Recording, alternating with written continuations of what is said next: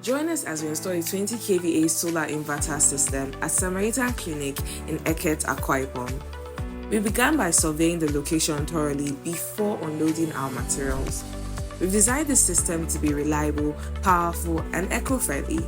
It features a 20 kVA Felicity solar inverter that converts sunlight into electricity, making sure the clinic has all the power it needs.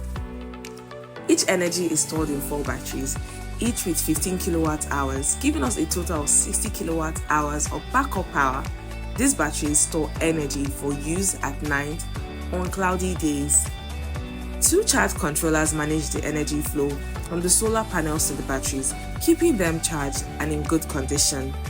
We've installed 40 solar panels, each producing 500 watts. These panels are efficient even in low light, and together they generate 20,000 watts of power.